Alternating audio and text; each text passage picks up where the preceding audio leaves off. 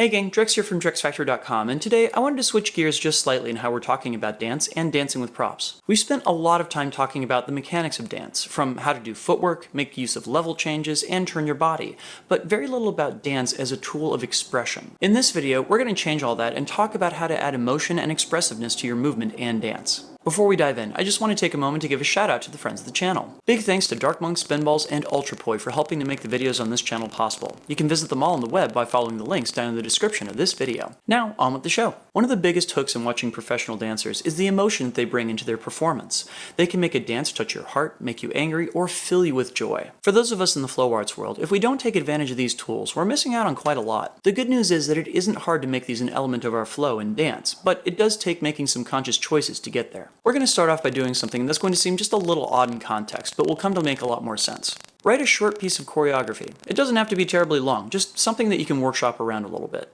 Now, we're going to try an experiment. Put on a piece of music that really makes you want to move and dance and perform your choreography to it. Maybe do just a few takes of it so you can really get it to gel with the music. Just make sure that you record it all on video.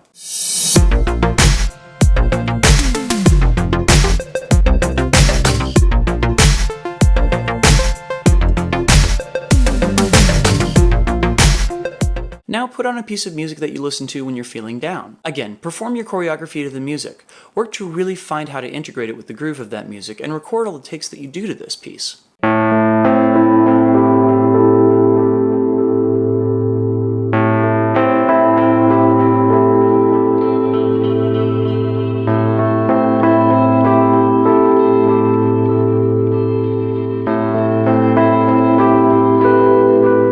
You should notice at least a few differences. One of the biggest ones is likely to be the tempo of your performance, but it's also almost certain that in your first piece of music, your body seems much more confident and spry. You may find that your head is up and more engaged, and there's more movement in your shoulders and core. In the second piece of music, your body may seem less engaged and more languid. You may find the spots where your head focuses are less engaged and you retreat more into your body. I love doing this exercise because it demonstrates the power of dance.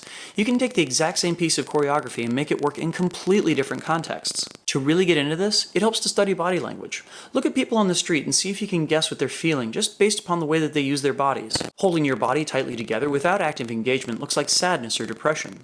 Holding it tightly together with active engagement looks like fear or alarm. Keeping your body open and firm in a relaxed manner looks like confidence. Doing this in an active manner makes you look aggressive. Experiment with how far you can take your movement down each of these different pathways. Mix and match to see what happens. Remember that when you're on the stage, you have to exaggerate your movements to make your intention clear. People can't see your face as well, so the performance has to read through your entire body. Here's a great exercise you can do with a few friends. Circle up and create a performance space in the middle of you. One person decides on a word or emotion that they want to express through their movement and begins improvising around that word, letting it guide their dance.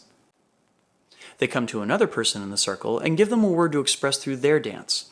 That person also gets to improvise a short piece around that word before passing it on to another person in the circle. Go around as many times as you like. Give everyone a chance to express a variety of different emotions and impressions. It's easy to feel silly as you're doing these exercises. After all, by definition, you're exaggerating something you're probably not feeling in that very moment yourself. This is one of those cases where it's helpful to kind of let go of your self-consciousness for a moment. If it helps, start with exercises that you can do alone and get comfortable performing in this fashion before you bring other people in, or before doing it with friends. Another thing that can sometimes help is writing a story for your character in your head. Who are they? Where have they come from? Why are they feeling the way they are in this particular moment? Having that outlined in your head can take you from a place where you're feeling ridiculous to a place where you're telling someone's story, and that can make a big difference. Thanks so much for watching. If you got anything out of this video, please hit that like and subscribe button to help my channel grow. Special thanks to all of my awesome supporters on Patreon. You guys are the ones that make these videos possible. If you're not a current backer and would like to sign up to support the work that I do, please go to patreon.com/DrexFactorPoi. Thanks again, and peace.